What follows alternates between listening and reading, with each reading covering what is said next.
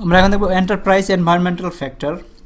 আমরা যে প্রসেসগুলো এরপরে আমরা শিখব, বিভিন্ন যে প্রসেস 42 প্রসেস আছে, অনেক প্রসেসেরই ইনপুট হিসেবে কাজ করে এন্টারপ্রাইজ এনভায়রনমেন্টাল ফ্যাক্টর। সো এটাকে খুব গুরুত্ব সহকারে শিখতে হবে, এবং একজন প্রজেক্ট ম্যানেজার হিসাবে এই বিষয়টা অবশ্যই মাথায় থাকতে হবে। যেরকম আমরা ক খ ABCD মনে রাখি, দেখার আগে বলে ফেলতে পারি। তো একটা অর্গানাইজেশনে যখন একজন প্রজেক্ট ম্যানেজার কাজ করে কোনো প্রজেক্টে, তখন তাকে এন্টারপ্রাইজ এনভায়রনমেন্টাল ফ্যাক্টর এরকমভাবে মনে রাখতে হবে যাতে যে কোনো সিচুয়েশন সে বুঝতে পারে যে কোন পার্টিকুলার ফ্যাক্টরটাকে প্রজেক্টকে হেল্প করবে। তো আমরা যদি দেখি, enterprise environmental factor refer to both internal and external environmental factors that surround or influence a project success. তো একটা কোম্পানির ইন্টারনাল এবং ওই কোম্পানি রিলেটেড এক্সটার্নাল ফ্যাক্টরগুলো যেগুলো প্রজেক্টকে ইনফ্লুয়েন্স করতে পারে, সেগুলোকে সবসময় প্রজেক্ট ম্যানেজারকে মাথায় রাখতে হবে। এবং কী সেগুলো থাকে, এগুলো লিমিটেড না, কিছু আমরা উদাহরণ দিয়ে দিচ্ছি এখানে, বা কিছু পয়েন্ট আমরা দিয়ে দিচ্ছি, বা সিমিলার জিনিস প্রজেক্ট ম্যানেজারকে সবসময় মনে রাখতে হবে। তো একটা হচ্ছে ইনক্লুড, সেটা হচ্ছে অর্গানাইজেশনাল কালচার,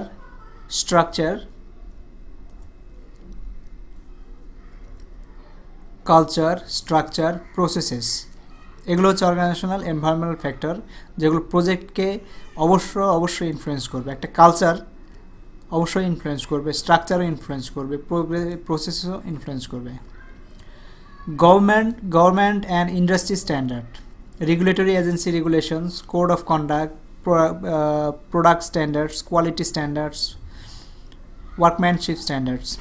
তো গভর্নমেন্ট আর ইন্ডাস্ট্রি স্ট্যান্ডার্ডসগুলো আমাদের ইনফ্লুয়েন্স করবে। তো আমরা যেমন টেলিকমে বা সফটওয়্যার কোম্পানিতে বা যে কোনো জায়গায় আমাদের রেগুলেটরি এজেন্সির রেগুলেশন যদি থাকে, আমরা অনেক প্রজেক্ট ইনিশিয়েট করতে পারবো না। তো প্রজেক্ট ইনিশিয়েট করার আগে আমাদের জানতে হবে যে এটা কোনোভাবে গভর্নমেন্ট বা ইন্ডাস্ট্রি স্ট্যান্ডার্ডের সাথে কনফ্লিক্ট করতেছে কিনা। যদি করে থাকে তাহলে অবশ্যই সেটাকে টেক কেয়ার করতে হবে।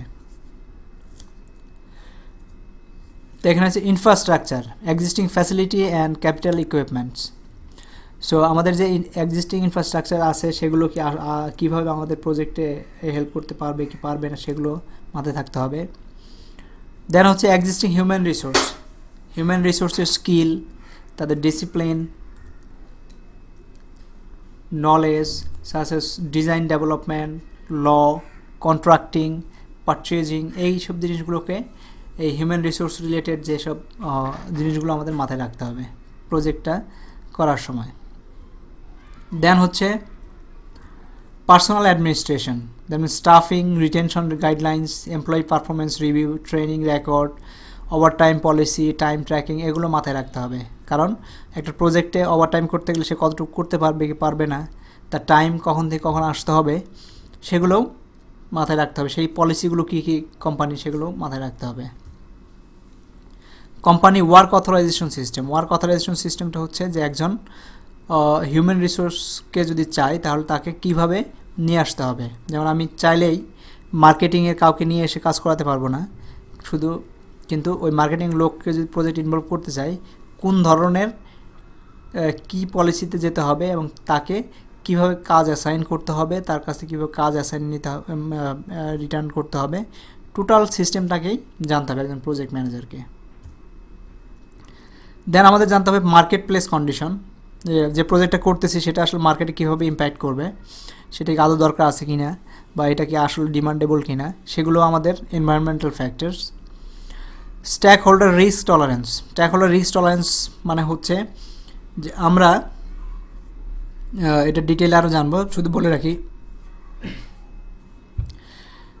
আমরা যে প্রজেক্টটা করতে যাচ্ছি সেটা যে রিস্কটা আসবে সেটা কতটুকু টলারেট করতে হবে। যেমন আমরা যদি কোনো একটা প্রজেক্ট করি, যেমন কোনো একটা কল সেন্টার প্রজেক্ট যদি করি, সেখানে যদি আমরা কল সেন্টারকে 24 আওয়ার্স ডাউন রাখি, মানে আমাদের প্রজেক্টের জন্য ডাউন রাখতে হয়, এটা একটা রিস্ক। এবং এই 24 আওয়ার্স ডাউনের টলারেন্সটা নিতে পারবে কিনা এবং কতটুকু পারবে, সেই জিনিসগুলো আমাদের জানতে হবে। তো এরকম বিভিন্ন প্রজেক্টের বিভিন্ন এলিমেন্টের যে রিস্কগুলো আছে, সেগুলো টলারেন্স ক্ষমতা কতটুকু, স্ট্যাক হোল্ডার কতটুকু অ্যালাউ করবে, সেটা আমাদের জানতে হবে। Political climate internal external, one second. তার মানে আমাদের কোম্পানির, যে কোনো কোম্পানিতে প্রজেক্টটা হচ্ছে, সেই কোম্পানির প্রজেক্টের পলিটিক্যাল ক্লাইমেটটা কী ধরনের পলিটিক্স ইন্টারনালি চলে, বা আবার এক্সটার্নাল পলিটিক্স, গভর্নমেন্ট পলিটিক্স কী আছে সেই জিনিসগুলো মাথায় রাখতে হবে, কারণ এক্সটার্নাল পলিটিক্স আমাদের অনেক সময় প্রজেক্টকে ইম্প্যাক্ট করবে। দেন অর্গানাইজেশনাল অ্যাস্টাবলিশড কমিউনিকেশন চ্যানেল, তার মানে আমাদের জানতে হবে কোম্পানির কমিউনিকেশন চ্যানেলটা কী, যে আমরা ইমেইলে কমিউনিকেট করতে হবে নাকি ফিজিক্যালি সিগনেচার নিতে হবে নাকি ফিজিক্যালি গিয়ে কথা বলতে হবে, ফোনে কথা বলতে হবে, নাকি কোন ধরনের কমিউনিকেশন চ্যানেল অর্গানাইজেশন ইউজ করে সেগুলো মনে রাখতে হবে, জানতে হবে। দেন কমার্শিয়াল ডাটাবেস, তার মানে standardise cost estimating data, standard industry risk study information, risk database. Usually IT বা টেকনিক্যালে এইসব জিনিসগুলো খুব কম থাকে, স্ট্যান্ডার্ডাইজ কস্ট এস্টিমেশন নাই, বা ইন্ডাস্ট্রি রিস্ক স্টাডি ইনফরমেশন বা রিস্ক ডাটাবেস, এগুলো অনেক প্রজেক্টে লাগবে কিন্তু সব প্রজেক্টে হয়তো দরকার নেই। যেমন একটা এক্সাম্পল দিই, যদি এখন একটা বিল্ডিং তৈরি করতে যাই, বিল্ডিং কোনো একটা ইনফ্রাস্ট্রাকচার ডিজাইন, বিল্ডিং ডিজাইনের প্রজেক্টের জন্য আমাদেরকে জানতে হবে আমাদের রাজুকের বিল্ডিং ডেভেলপমেন্ট কোড কী আছে সে সম্পর্কে আমাদের অবশ্যই জানতে হবে একজন প্রজেক্ট ম্যানেজার হিসেবে।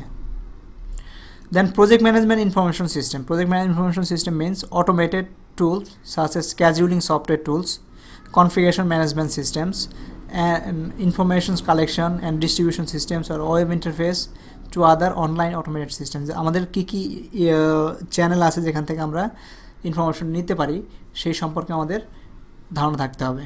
তো এগুলো হচ্ছে এনভায়রনমেন্টাল এন্টারপ্রাইজ এনভায়রনমেন্টাল ফ্যাক্টর।